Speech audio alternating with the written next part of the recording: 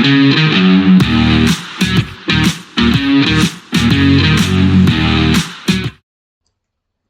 welcome back to the Super Coach Enough channel. In this video we're going to do a quick review of NRL Fantasy after the first two games from Las Vegas. Starting with the Knights and Cowboys, the Knights getting up. So Kalen Ponga top scoring with 83 points. So at 600k that offers a bit of value if you're looking to spend big at wing fullback. I've definitely taken a different approach with it, but very tempting at his price point to get on before it's too late. Hill and Lukey with 68, second top scorer, 300k. You know, he's going to make some good cash for us, and going to loop his score in. We'll talk about all that in a minute. Trey Mooney, 66, so another one that I had on field. So very happy with that output in 49 minutes. Did score a try, obviously, which boosts that score slightly, but you can see 33 tackles, 130 metres, the offloads as well, all the good stuff we like to see. Dylan Lucas, solid 61 on the edge, so a bit expensive at the moment, but it could be a nice point of difference for those that started with him. Tommy Dearden, 57 was good. Dom Young with 56 thanks to a try, heap of run meters, quite a few tackle busts too. So I think the attack for the Knights probably looked a lot better than what it did in the trials, which sort of suggests that him, Greg Marzu, could provide a bit of value if there is going to be a few tries in the Knights. Ryan Marnie, 54 in his 80-minute performance. So I think that was a big tick there. Elsewhere, Fletcher Sharp unfortunately went down injured. So 43 and 26 minutes looks pretty good, but might miss a couple of weeks. So if you did go with Fletcher Sharp, you may have to look at trading early. Other popular options, Jermaine McEwen, 37 was solid. You know, pretty much all in base there, tackles, couple of tackle breaks. But I guess probably the disappointing one, Scott Drinkwater. Maybe not as relevant in fantasy as he is in Supercoach, but 21 went off with that rib injury, come back on, but was probably hampered by it. I think particularly in fantasy, he's probably one you do have to fade if you did start with him. Sandon Smith's the interesting one, 54 minutes with Fletcher Sharp going off. 23 points probably suggests that not a lot of upside there, but maybe availability is helpful if you need a cheap half. In saying that, there is a lot of options at half, it would seem, this season. I probably skipped over one of those, which was Dylan Brown, 35 in 80 minutes. So, 263 kick meters. Did share a bit with Sandon Smith once he came on. What did Sharp do? Anything in the kicking department? Must have had a kick, 20 meters. Drinkwater with a couple of kicks as well. So that's the wrong team. Don't worry about that. So it'd be interesting to see how Smith and Brown mix, given that Smith maybe is that more capable organising option potentially. Although they might just want to give Brown,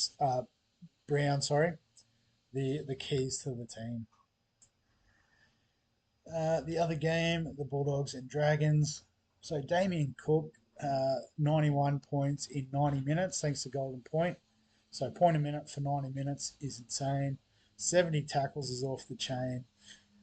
With Jacob Little coming back next week, I don't think 90 is sustainable. But if you did jump on this week because of this one-off game where he was probably going to play 80, well done to you. Preston and Kickow on the edges doing all sorts of damage, 74 points apiece. Preston, thanks to a try and a massive tackle rate, 44 tackles for him. Whereas Kickow, it was mostly through his tackle breaks, offloads, run meters, all that good stuff. So plenty of work there for Billy Army. Lockie Galvin looked really good. So at 553k, 66 offers a lot of value. A few kick meters, lots of run meters, which is great to see from him. Heap of tackles too, 35. So they definitely worked him over the Dragons, but he was up to the task. Only one missed out of 36. Jacob Kiraz, 61, 278 run meters. I think he had 40 something runs. I saw it in Supercoach, just insane. Scored a try too, which was nice. Obviously on the bye this week, um, but we did start with him, and I'm very glad we did. Ryan Couchman was 60. Off the bench was immense in 56 minutes. So, 53 tackles, couple missed, but, when you're making 56, that's going to happen. 92 run meters, so he wasn't just tackle bot, he was running the ball as well. Jaden Sewer was solid with 59. Atkinson, 59 in 90 minutes, so 887 kick meters. Pretty much did all the kicking. Took the responsibility of the field goals too, with Val Holmes going down with a bit of an injury, which affected his kicking. Toby Couchman with 56, really solid, 66 minutes starting prop forward, 177 run meters, 40 tackles. Yeah, awesome. I've got him locked in my edge as a keeper. Very happy with that decision after one round. Hamish Stewart, 49 in 67 minutes, did come off the bench, but pretty much stayed on the field. 46 tackles again. The Dogs did a lot of attack from all reports. Harry Hayes was solid, point a minute in 49 minutes. Bailey Hayward, 46, is pretty solid at his price point. Obviously, just mostly tackles, 54 tackles. Obviously, six missed isn't ideal, but he's pretty much just slotted into that role of, you know, do all the work in the middle, distribute the ball from dummy half, and you've done your job. Elsewhere, Setu 2, 42 points, try on debut. So at bottom dollar, lots of value in that pick. After that, nothing too much to report. Maybe Val Holmes, if you started him, 27, that bit of a leg injury is a bit of a concern. Um, but they do have an extra week to recover, so I think he'll be right. Um, Interestingly, Josh Curran only getting 11 minutes off the bench, so it was mostly Tupanua in the middle, alongside, what did King play? Harry Hayes with 49, King with 54. So they were probably the three big middles. Sam Hughes with 19, and then Curran as probably the third sort of middle forward with just 11. Um, well, actually, the fourth middle, because I forgot about Kurt Mann and James Salmon job share on the lock roll. So what that means for our team is pretty good start, 533, 35, which currently has us provisionally in the top 5,000 at 4397.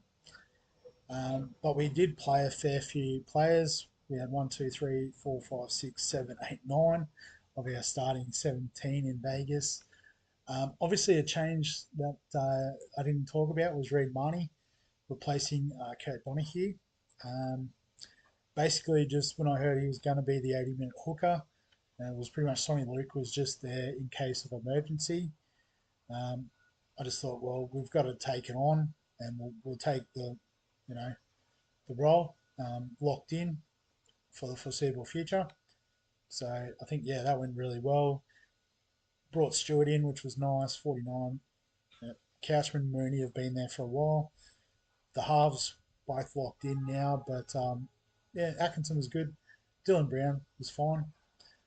Kiraz, we've got him. He'll be on the bye next week, but we should get Macassini, so I think that's going to work out okay. Setu 2, Tom Chester, both solid. At their price point, we'll take 40 points out of them, given that we do have, a bit of firepower on the bench as well.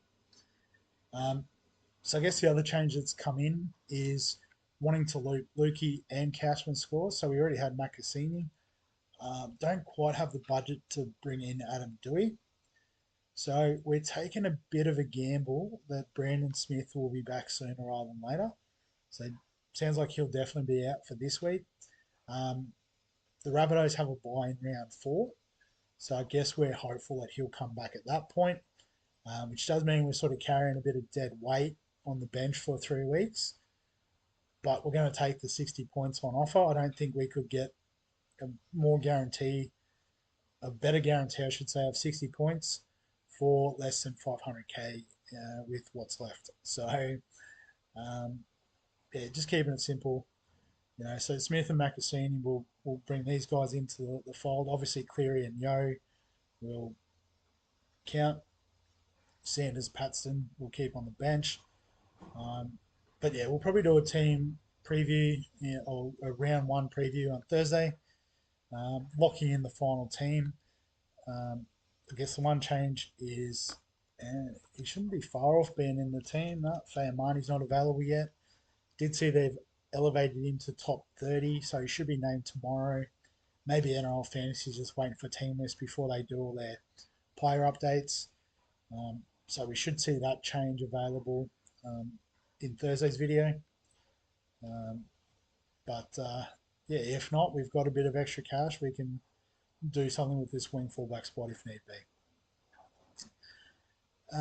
But that's all. Nice, short, sharp one. So, as always, if you've got any questions, comments, thoughts, feel free to add them below this video. Give us a like if you enjoy the NRL fantasy content. Subscribe for fantasy sports content on the channel. And other than that, we'll catch you in the next one.